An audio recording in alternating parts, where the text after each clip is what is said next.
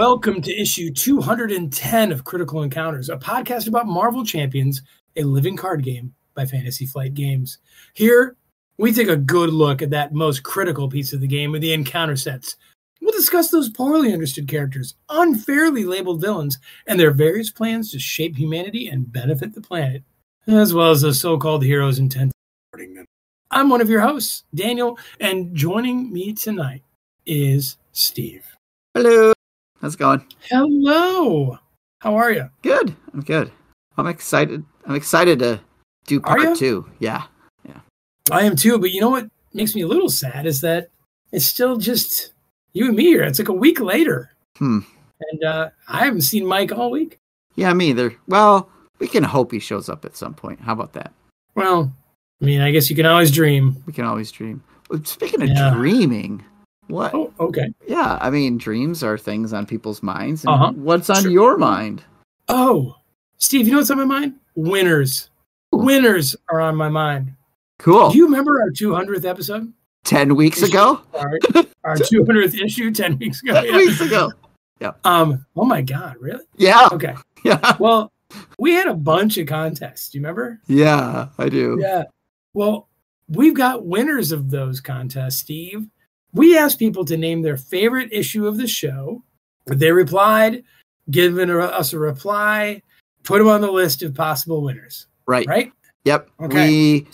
We had 6 prizes to give away to refresh people's memories. You could win the Organized Play Kit 1, which had like Thor and Black Widow and Miss Marvel. Or you could win the Gen Con 2023 stuff that FFG brought, which were like the alternate art resource cards. And we had 6 different packs, and we just said fill out the survey, and we will randomly pick 6 winners. But we did ask people their favorite shows, so let's talk about some of their favorite shows real quick. Sure. Pawn Stars was one. Yeah, a lot of Pawn Stars. A lot of Pawn Stars. Fun. Yep.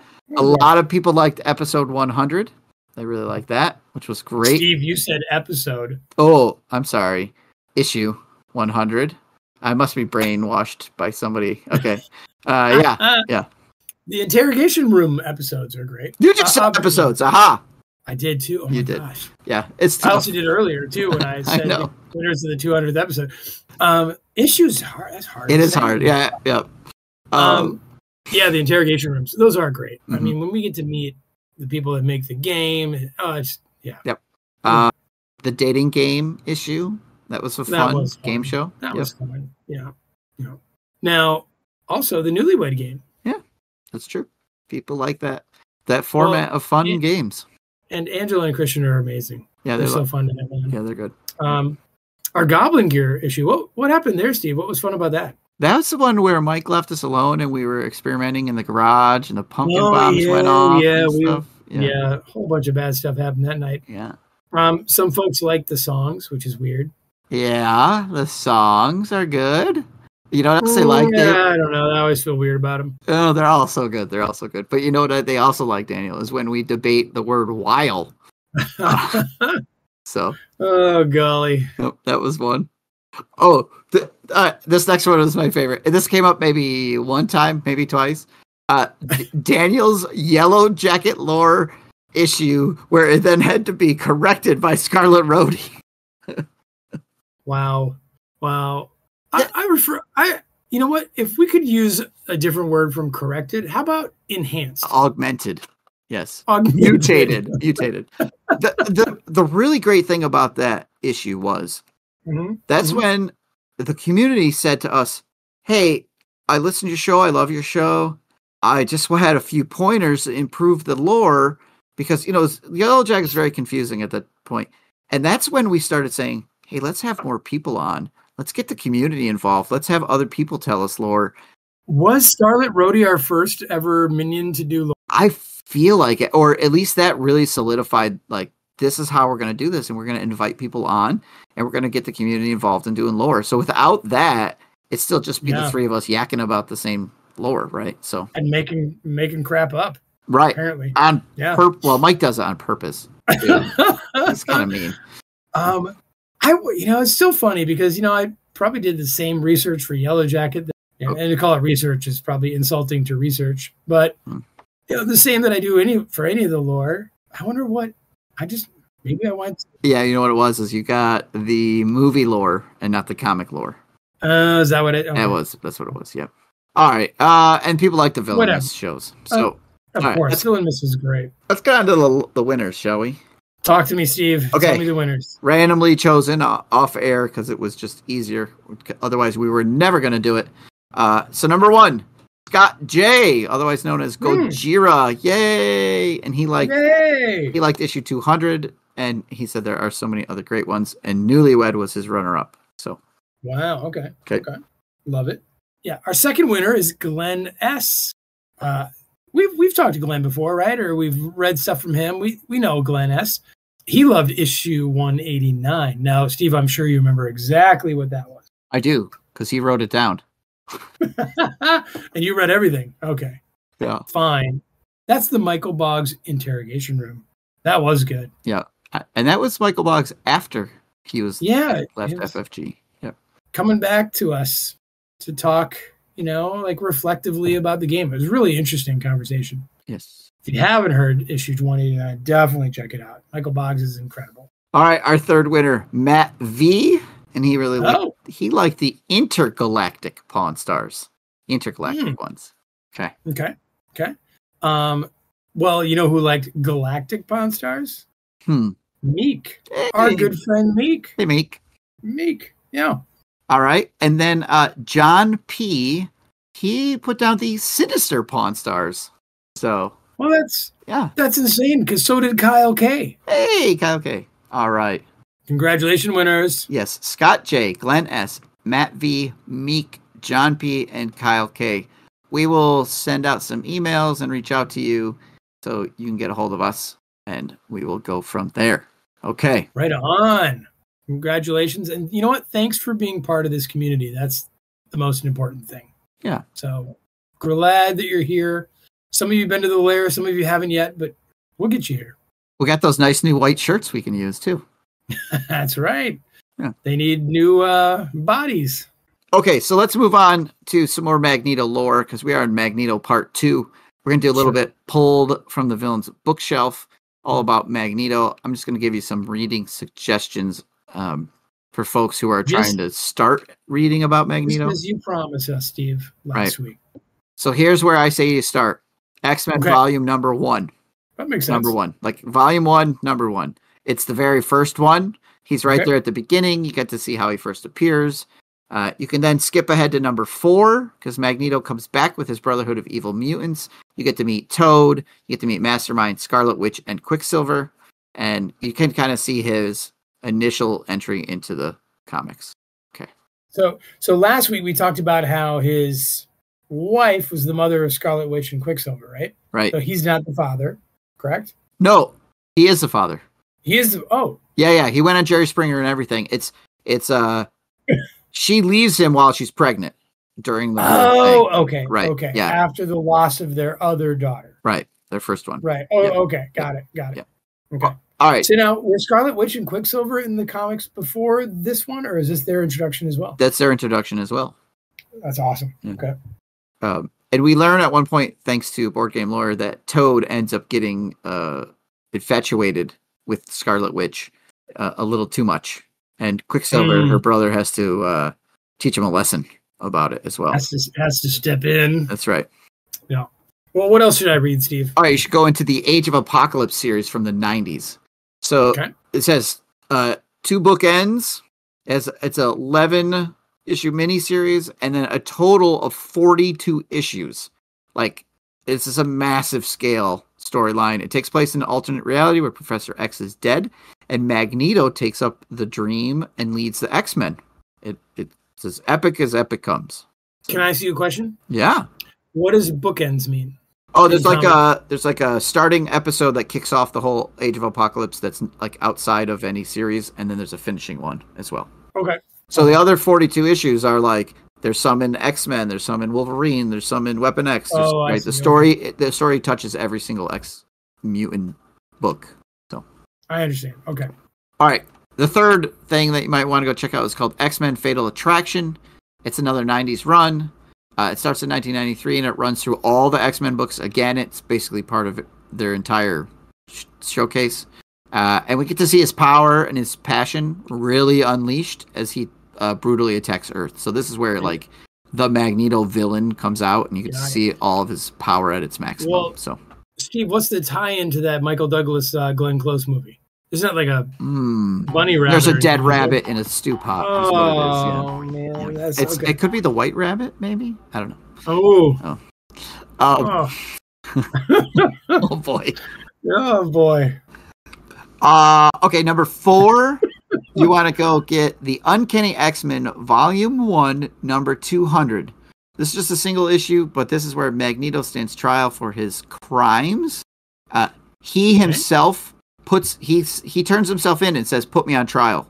He wants to put his past behind him. He wants to face the consequences for his actions. Why? And because he's turning over a new leaf. He wants to. This is going to complete his mission. This is what needs to happen. So, okay. Well, who's putting him on trial?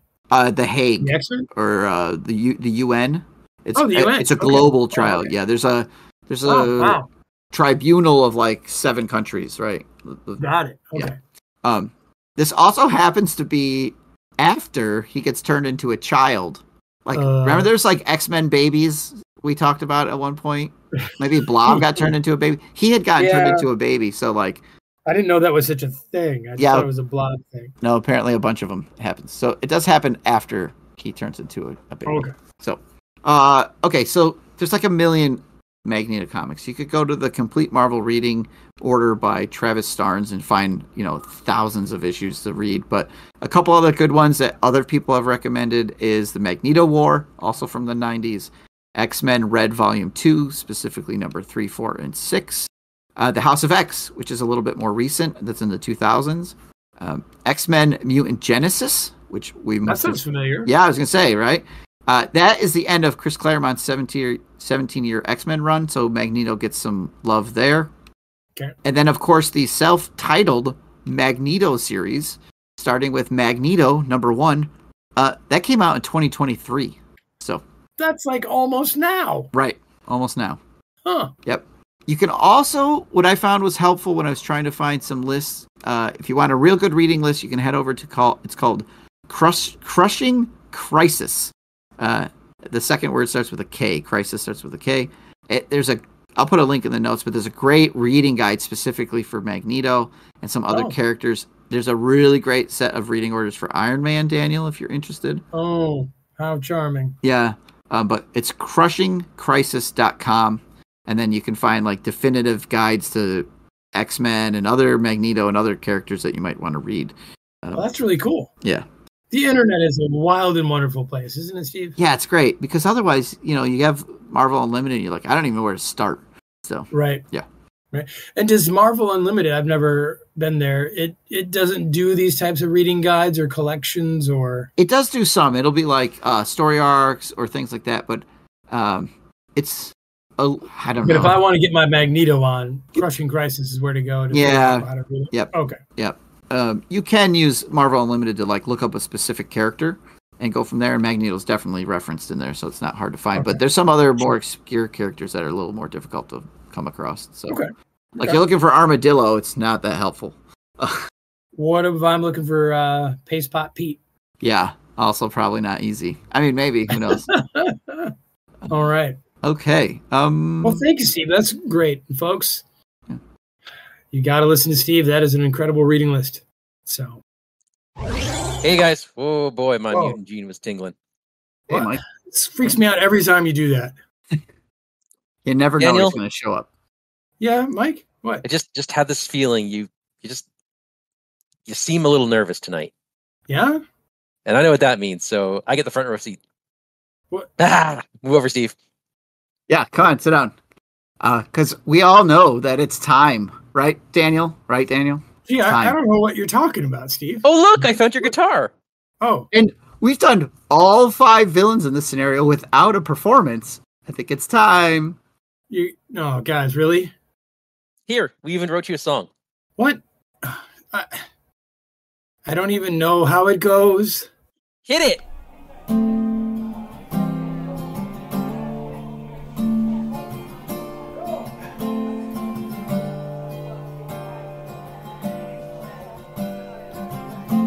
9 o'clock on a Saturday.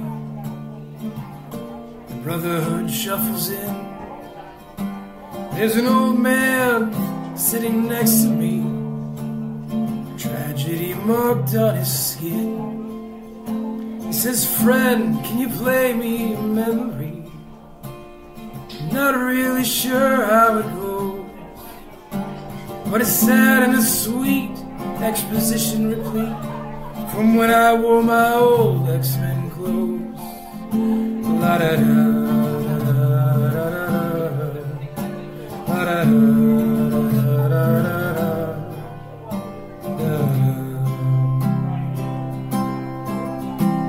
Sing us a song, old Xavier. Sing us a song tonight. We've been branded villains allegedly, and you got us shackled up tight.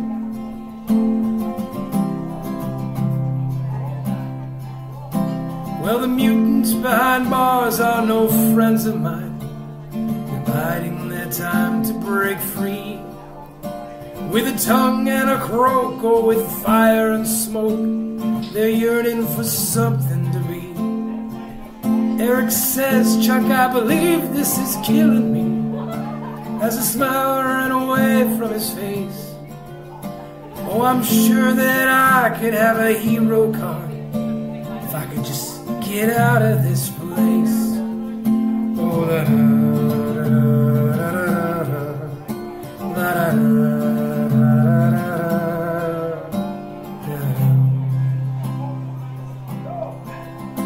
Now St. John's an Australian novelist who never had time for a wife, and he's talking with Toadie, who's still pretty grody and probably will be for life.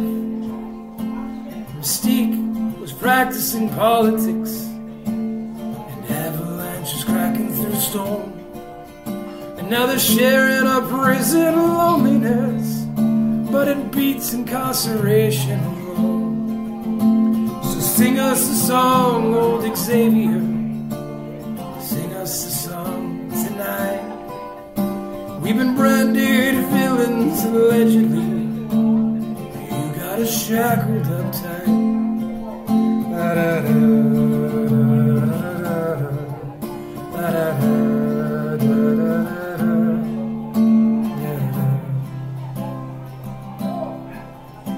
And the blob, he hails from a carnival. Mortimer smells like a beer. The cheer and the yell from inside the cells, complaining about how they're stuck in here. Well, it's a pretty good crowd for a prison. Senator Kelly gives me a smile, 'cause he knows that it's me who's been trapping them, you see, to debate the true meaning of wild. Oh, da da da da da da. Oh, da da.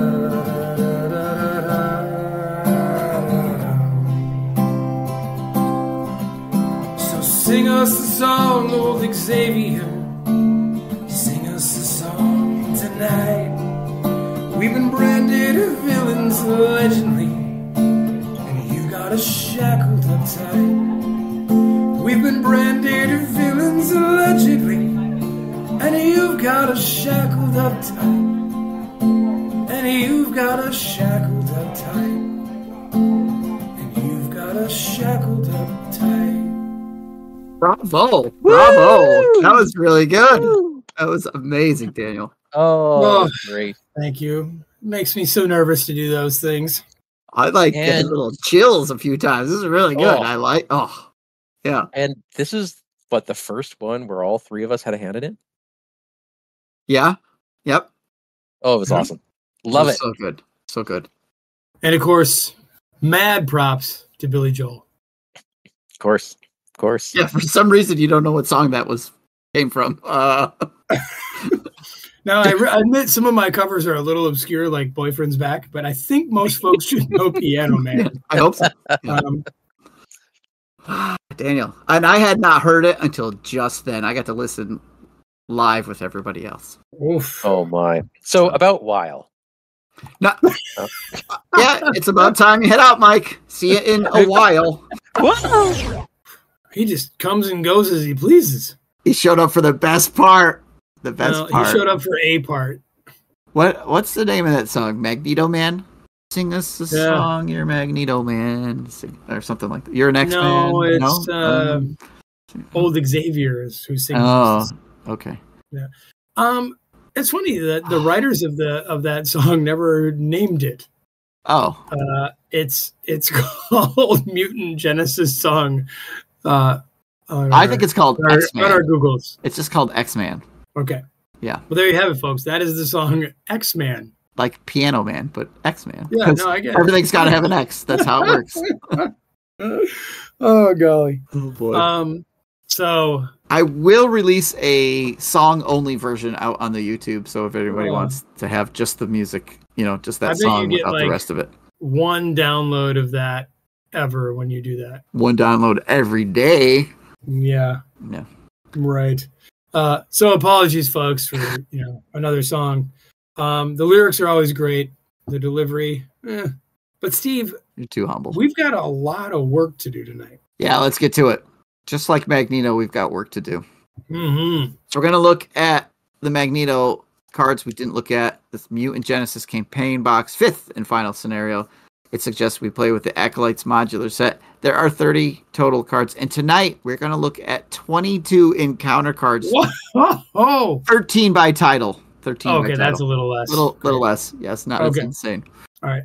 Now, Steve, before we do this, can you remind our friends about what magnetic means as a trait here? Yeah, why it's important. Before we begin, why it's important. We're going to read that word a lot tonight. So let's talk about why that matters. Right. Just remind folks. On all of the main schemes, on side Bs, there's going to be a force response after you place a magnet counter on this scheme, which will happen every time Magneto attacks someone. If there are at least 3 magnet counters here, discard cards from the encounter deck until a magnetic traded card is discarded. Reveal that card, then you'll remove the 3 magnet counters from the scheme. I mean, you could end up with more than 3 on there, right? But sure. Yeah. So every time the main scheme ends up with magnet counters of 3, you're going to get a magnetic card you have to deal with right away. And you know what I like about that in this case, and we'll see it. So this may be a spoiler, I'm not sure, but like usually you're flipping cards off that encounter deck to find, bad guys. Mm-hmm. None of the magnet cards are minions. Correct. Yeah, you're right. It's all stuff like messing you up or enhancing Magneto, as we'll see. So I think that's really cool. Yeah, it is neat. And as we discussed last week with Steve, you're not digging too deep to get these cards. There's a lot of them. Yeah. So, in fact, in the cards we're talking about tonight, Steve, there is only 2 cards, I guess, that do not have that trait. Right. Yep. One of them is who, sir? It is the M-type Sentinel, and then M stands for Magneto-type Sentinel. There are 4 of these in the deck, though. They are a non-unique minion with 2 scheme, 2 attack, 5 health, the Sentinel trait. They have the guard keyword. When defeated, give Magneto a tough status card. It has a special boost icon, give Magneto a tough status card, and a face-down boost card, which, according to the rules, you pretty much just reveal right away. It doesn't stick around because you are still in that part of revealing face-down encounter card or face-down boost cards. So, is there a reason to put it face down? I don't think so. Are there things that interact with face-down boost cards? I don't think so. Oh, there's neither the 1 protection card?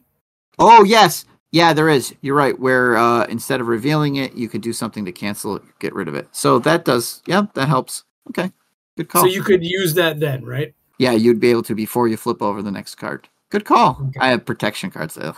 So. Jeez, I forget what that thing is called. Like Defiance or something. Defiance or something like that. Yeah. Something like that. Mike would know if he was here. Mike would know. Yeah.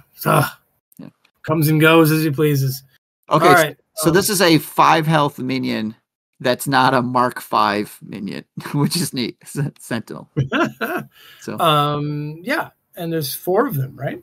Right, and it's guard, so you have to take it out. And when you do take it out, Magneto gets a tough. So that's cool. And one of the side schemes from last week, if you don't finish it in time, you're getting one of these cats. You get one. That's right. Yep, that's right. All right, well, our next card is an attachment called Magnetic Buble. That can't be right. Like that's Michael Bublé? Oh, I hear another song coming on. Oh, jeez. Oh, I'm sorry. I had to tilt my head a little bit since it's an attachment. The words are sideways. It's Magnetic Bubble, Steve. Oh, Bubble. Okay. Bubble. Sorry.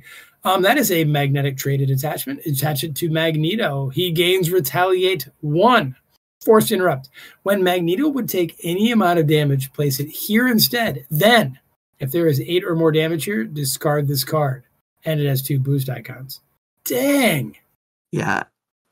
We've seen this card before where, it protects him against 3 or 5 or what. But 8 is eight's a lot. It seems excessive. And Retaliate. Yeah. You know what's funny is like Retaliate 1. I remember back when I first started playing this game and I see Retaliate 1, I was never all that afraid of it or worried about it. You know what I mean? It's like, 1 hit. That stuff adds up when you got 9 hit points. Yeah, it does. Yep. So if this is out and you haven't advanced the side schemes, which you need to advance in order to continually put damage on Magneto. Yeah. When he would take the damage, it would go here. But if he can't take the damage, I don't think you can even put it here, right? When Magneto would take any amount.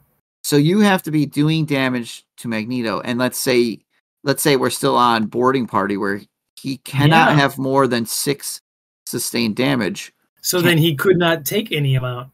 Which means it doesn't even go here, which means it just sits around even longer. So you still have to... You're absolutely right. You're absolutely right. You have to... He has to be able to take some damage for you to put it here. I think that's how it works. So if you get this late game, or you get it when you've put as much damage on him as you can, you have to advance the scheme in order to burst his bubble. So the worst is if this comes out early, right? Right. Because you have to... Yeah. Oh, my goodness. That's good. Yeah. It's good for Magneto. Wow. Yeah. All right. Well, Magneto would take any amount of damage. I'm trying to... this game has... bamboozled the English language before, Steve. Right. Now, they have declared a difference between the word take damage and deal damage. Deal damage is like the start of it, right? I'm going to deal you 5, but your defense is a 3, so you're only going to take... You'll take 2. So he really cannot take damage beyond his limit. Right. So if you haven't put any damage on him yet, it could go here instead, and then it will... then it can roll over onto him. But yeah. Hey, Steve, remember last we were talking about like if you see a steady villain, like do you just consider them stunned? Like I sometimes do when I'm playing. Mm-hmm. Like I'm not gonna. Yeah. The next 2 things sort of speak to that. Oh, all right. Well, let me tell you about it. His armor. Please. All right, Magneto's armor gives him a +1 attack. It's an attachment. It has the armor and magnetic trait. And it attaches to Magneto. Magneto cannot be stunned. Ugh. So steady or it just cannot be stunned. You can still confuse the guy. Hero response. After your hero makes a basic attack against Magneto, spend 1 of each resource to discard this card. 3 boost icons. How strong is this armor, Steve? It is very potent. Magneto's armor is strong enough to survive a direct blast from a Sentinel's gauntlet beam. Wow. Yeah.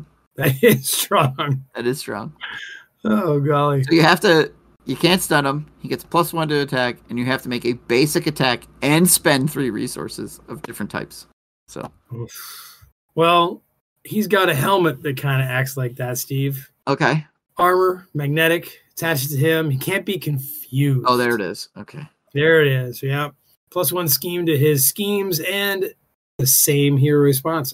After you make a basic attack, spend the lightning bolt, the nerd, and the fist to discard that card, and also 3 boost. Daniel, what do you think he designed this helmet for? Oh, right. I think he designed it to protect him from Xavier's telepathic powers, Steve. Oh, okay. Okay, so between the armor and the helmet, he went from steady to stalwart, if he gets both of them on there. If you're playing like you do, where you're like, all right, forget it, he's steady, I'm not even going to bother stunning him, do you just leave the armor on? Do you just leave the helmet on and give him the stat boost? Or do you try to remove it? I I think you kind of leave it, dude, because to get rid of those resources, if you're not throwing a shawarma out, like that's your turn.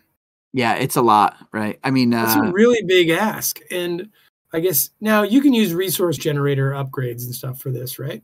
Right. It doesn't say discard from your hand. It just says spend the resource. So yeah, you can totally use them. So I still think like, yeah, that's hard. But you know, there are some heroes for whom it makes sense to pay the cost. So I played Magneto, and maybe this is going a little ahead of schedule, but like I played Magneto solo with Psylocke.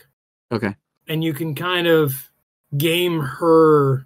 Oh, right. You can flip to the resources you need. Yep. Yeah, and you can. So it's less of an ask, although she doesn't have a great hand size. But so it's So I don't know, but which is a little thematic because there's a point where Fabian Cortez enhances Psylocke's powers so much, and she stabs through Magneto's armor and takes him down. Nice. So, yeah. I do wish the helmet, in the lore, the helmet, just like in the quote, it protects him from telepathic powers. So I wish that it was like cannot be targeted by cards with the psionic trait or something like that. That would be cool. Yeah, it'd be fairly limited. It would only work against certain characters and stuff, and maybe it's too strong because you could like never attack them with certain characters. But theme wise, that would be a good hit. So that'd be cool. Yeah. All right. Well, let's keep going. Okay. There's another attachment wrapped in metal, and there are two of these in the encounter deck. Also magnetic, attached to your identity, max 1 per identity. Attached identity cannot thwart, attack, defend, or recover. But Steve, isn't that everything you can do? Yeah, you cannot do anything. Action, exhaust your identity and spend a physical resource. Discard this card. 2 boost icons. And Archangel says, well, this sucks. Best flavor text ever. Yes. It's really good. Sucks. Sucks. Yeah, because you can't play attack cards, you can't play throw cards, you can't play defend cards. If we had recover cards, you couldn't play those. I suppose you're still able to put out upgrades and supports and call out allies and stuff like that. But you're not making any progress with anything else. So, dude, the worst thing is to get this after you've just defended in the villain phase. Oof. You're exhausted. You can't you can't ready up to like you're missing 2 a turn, basically. Right. You know what I mean? Like it's ouch. Now it could totally whiff if you already have one on your character. Yeah. Yep. How lucky would that be? So there's also 2 electric shock treacheries, Steve. These are also magnetic traded. When revealed, if you're an alter ego, you are confused. Place 1 threat on the main scheme for each magnet counter on it. Oh. And when you're a hero and this is revealed, stunned. Take a damage for each magnet counter on the main scheme. Oh, so much worse to be alter ego in this. It's like 1 or 2 points is going to get you. It's only going to be 1 or 2 because if there's 3, well, yep. Okay. If it goes to 3, you remove 3 and you get a card. Yeah. And so there could be 0, there could be 1 or 2, there could be 3 on it because you could put the 3rd magnet counter on the main scheme. This could be the magnetic card you reveal that you will do because the last thing the main scheme says is then remove all the counters. Yeah.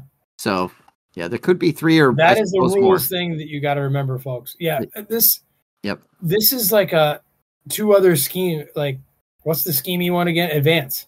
Oh, right. I mean, this is awful. Yeah. If you're an alter ego, I mean, 2 or 3. It's not like the per player thresholds of his schemes are very high, you know? No. So yeah, and if you flipped and you put 1 on there naturally, and then he schemes with a 2 and maybe a 2 boost, so he's added 4, so up to 5. This hits 6, 7. You've advanced, right? Yeah. Yep. Or you get stunned, which is also no fun. Yeah, 2 of these, 2 boosts. It's a good card. Yeah. Ouch. All right, so that's an electric shock, but you could get hit with an electric blast. That doesn't sound good. 2 of these treacheries, also magnetic. When revealed, exhaust each upgrade and support you control. Place 1 magnet counter on the main scheme. Special boost, exhaust your identity. Oh. All right, so you get exhausted on a boost, or you're exhausting all the upgrades and supports, and you're dropping a magnet counter, which could push it to 3, which means you get another magnet card, right? Yeah. Yeah. That's mean. Yeah, it's mean. These magnet cards are mean, Steve. Yeah. All right. Yeah. Well, all you D&D players will know the next one, the magic missile. No. I'm sorry. It's magnetic. Magnetic missile. Right. I'm sorry. Yeah.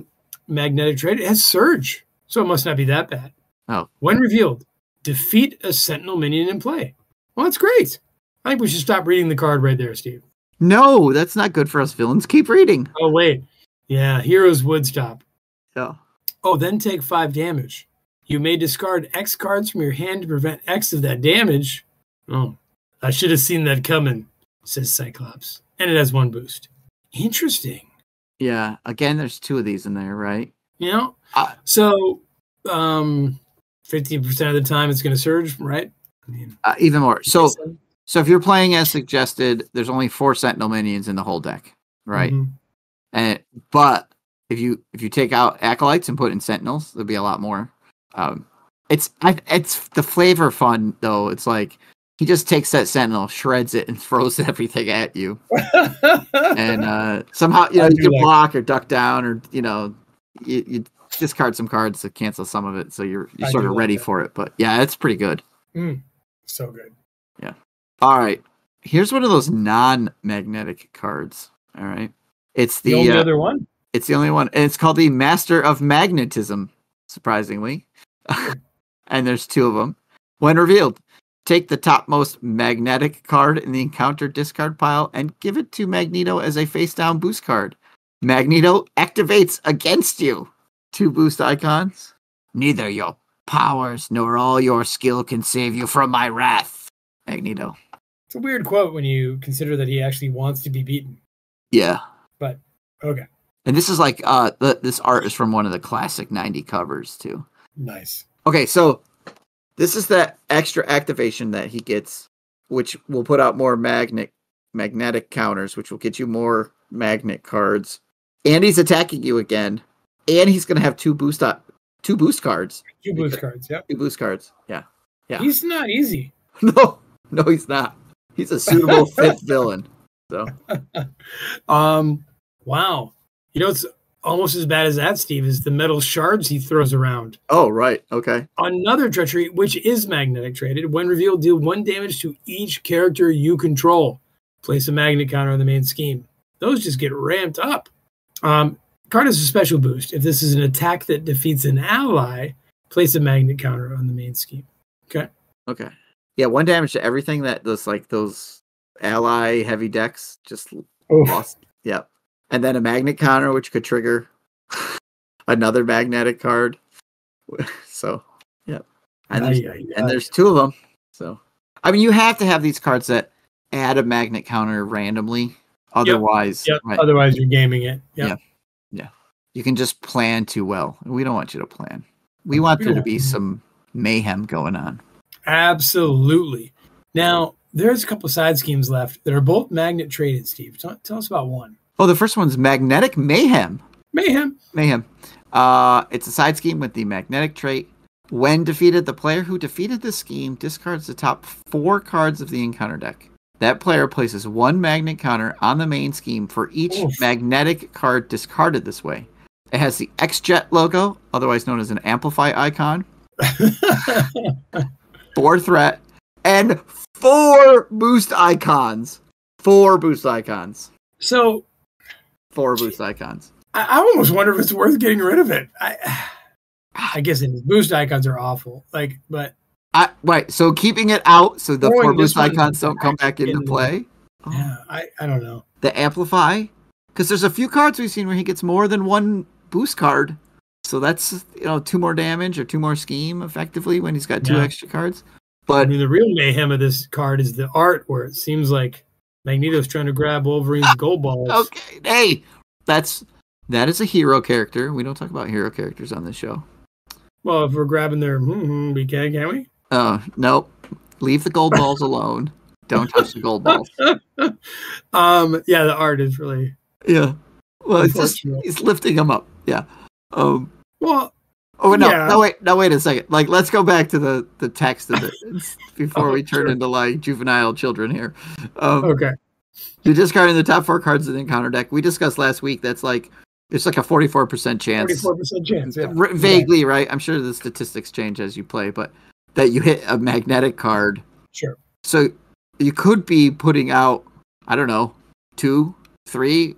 I mean, you could conceivably put out 4, but I'd say 2 magnetic cards seems fairly reasonable. Most likely coming. Right. And if you put 4, Steve, the awful part about 4 is that you only discard 3 magnet counters after it goes off, right? Right. So, and you get another card. You get another card. Yeah. It could like snowball out of control. Yeah.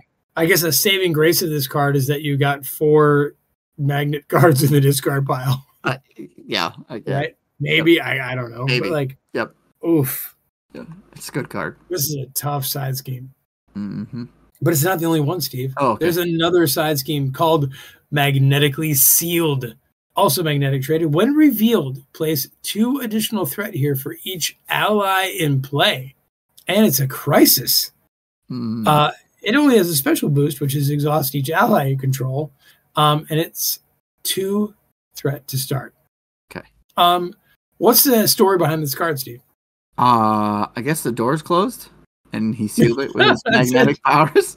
Well, like, you ever been in a line with a lot of people and you're all trying to go through some little door and it's just like a pain because you're all like have to wait for the slow guy in front of you? Maybe that's what's going on here, right? That's why it's worse for allies. There's a lot of people. So okay. And you get to go first since you're the hero? I get it. Yeah. Right. I mean, it's going to have, I don't know. In a multiplayer and 4-player game, there could be a ton of threat on here. There could be a ton of threat here. Ton of threat. Solo, maybe you've got 2 allies out, maybe, so 6 threat with a crisis though. So, and when you're trying to do all the other stuff in the main schemes, right, and the side schemes that come with the main scheme, right, a crisis is not what you need. Right, because that gives him a chance to advance to get his benefit. Because yeah, the art's a little dizzying too. The angle, wild. Yeah, it's cool. Not comic art. So, do you think it's upside down or no? I think it's supposed to be from that angle. Yeah. It looks cool. It looks cool. I don't quite understand it, but I like it. All right. One more card, Steve. Okay. Last one. Seized! Side scheme with the magnetic trait. When revealed, each player places the top 6 cards of their deck face down under here. When defeated, Magneto activates against the player who defeated the scheme. Discard cards under here. Has a acceleration icon, 3 threat per player, and 3 boost icons. And it has a picture of Gambit trapped inside the metal. Yeah, all wrapped up. He's been seized. So. Wow. It's interesting because I feel like it's slightly different than the other cards, right? Like, there's no other cards that are messing with your deck or whatever, but it just kind of grabs 6 cards. You don't know what they are. And if you want them back or you want to get rid of that acceleration, you're going to have to take an attack from Magneto, which you have to time because the magnetic counters, right? So there's all right, that is all of the cards. So let's talk about it as a whole. What a scenario! It's definitely. I mean, that fifth villain needs to be a powerhouse. Sure. And Magneto needs to be a powerhouse. If he wasn't, I think people would be like, yeah. We know that Caleb really likes Magneto. We've had him say he's his favorite villain on the show before. So he's going to do him justice. I'm wondering, do you think this scenario is... Where do you place it on a scale of all the 5th scenarios? From like Red Skull to Ronin, right? Yeah. What I like about this one, and I haven't played against Magneto too much, but I have beaten him. Mm-hmm. And so that both A, makes me feel like I played it wrong, and B, he's not Ronin, right? Like, he's really a difficult villain to play against, but not unfun. Yes. Whereas like Ronin, I just felt like, why don't I just hit myself with a brick? In the gold balls. And with the gold, yeah. and Magneto, I never felt that way. I'm like, this is a really interesting challenge, and there's some thinky stuff about it. Whereas Ronin just like bludgeons you over the head Right. immediately, and it's over. It's like, Yeah. because this one goes a long time. Like, you play Magneto for a while. Yeah, he doesn't. So, I don't think right. He doesn't like defeat you on turn 2. No, he's not overwhelming you. He's sort of more of a relentless kind of pressure. Right. And I think that that's really cool. This might be my favorite 5th scenario. Yeah, Ronin's really hard. Venom Goblin gets to be like the setup and everything can be overwhelming. Loki's got the gauntlet, which can be, like fiddly and whatnot. Magneto's he's fun, he's strong. Red Skull's still, he holds up okay if you build him right. Yeah. Am I missing anyone? I don't. No, I'm not. Yeah, I put this very much towards the top of the 5th scenario villains because he is difficult. But you even getting trounced by him, you're like, oh, I could do this. I can see what happened. Right. Maybe you get a bad run where it's like too many magnetic counters in a row. He activates a couple times out of turn, but that doesn't happen every single game, right? So right. Yep. And how have you prepared for him? Like, how does the campaign prepare you for him? And I ask that because I've not played Magneto as part of a campaign. I've played him just with various decks on Octagon solo. Right. So, like, are there ways that the campaign can prepare you for it and make it easier, harder, or like, what do you think? Because, like, these villains, it's interesting when you play them outside of the campaign, sometimes they can be a little harder because you don't have certain boons that the campaign might assume you would. Right. I understand what you're saying. Yep. And I'm curious if, like, play testing and development design of campaign scenarios is the same as not campaign, and I guess most things are campaign anyway. But yeah, I just wonder about that. So campaign wise, you're gonna be shuffling in those future past cards, which maybe you've dealt with, maybe you haven't dealt with, which will make him harder, or there won't be any campaign punishment because you've cleared them. You get Jubilee possibly. I almost have it, right? Right. I almost said Hope Summers, but it's Jubilee. Right. Okay. You could also have those really fun captive allies that you have saved, which are pretty good, right? Yep. And then if you've completed the surprise attack or something like that, you could get like a random upgrade from your roll cards and put them into play. This has all those roll cards, right?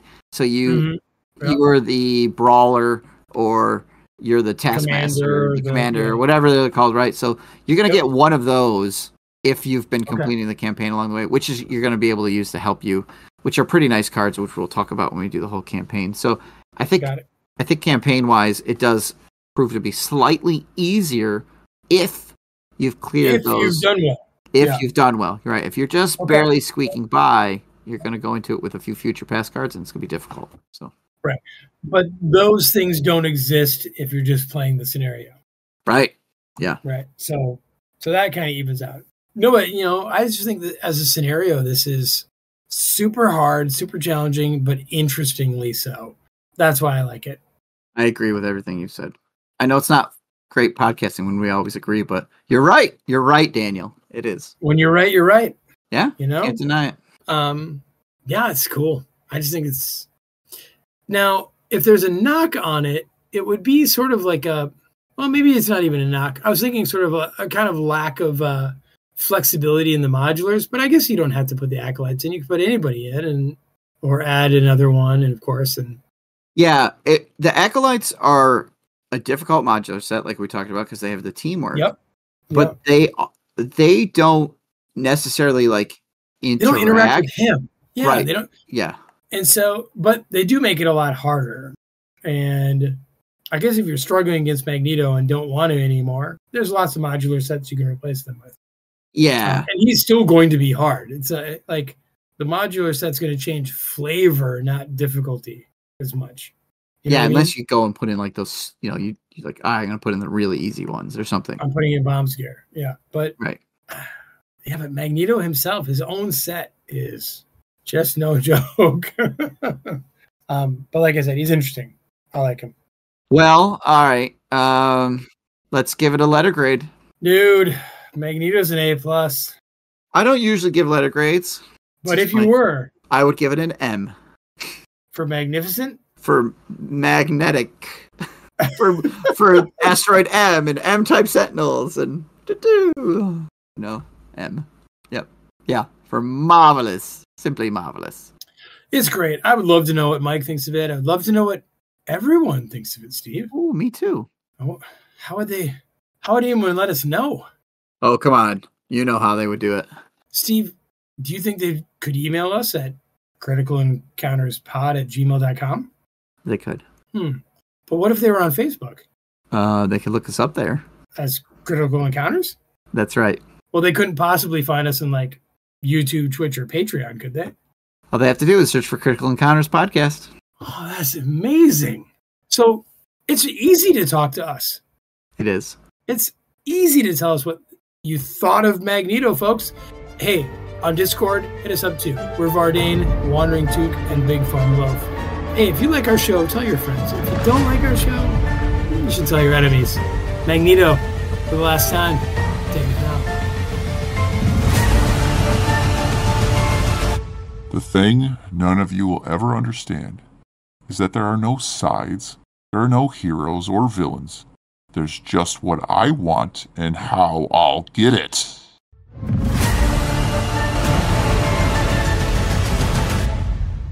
Daniel, what do you think he designed this helmet for?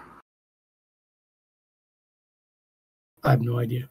No, you're supposed to read the flavor text like you did to me. Oh, right. I'm sorry, I missed that. That's funny. I was like already scrolling down to other cards, and so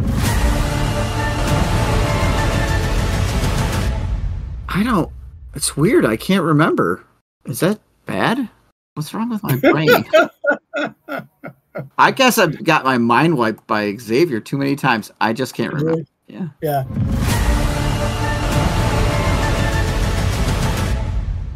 Push him through the portal. Oh, that's good. Oh, loved it. That was so good. That was so good. That's great. Yeah, like some of those lines just...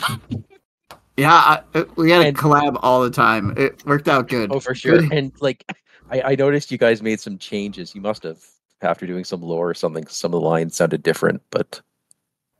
I did not touch anything lyrically other than shifting 4 lines around at the end. Oh, yeah. Oh, my God. Talking with Cody, who's still kind of grody. Yeah, what rhymes with Toad? Grody. Oh, my God. Because we so railed on him. It was good. But of all of our songs, this was the most serious. Like, there was a certain somber feel to this one. There was. I mean, these poor guys locked up, being treated like villains, allegedly. Allegedly. St. John's an Austrian novelist who never had time for a wife. And he's talking with Tony, who's still pretty grody, and probably will be for life. The Mystique was practicing politics, and Avalanche was cracking through stone. Now they're sharing a prison of loneliness, but it beats being ration alone. Sing us a song, oh baby.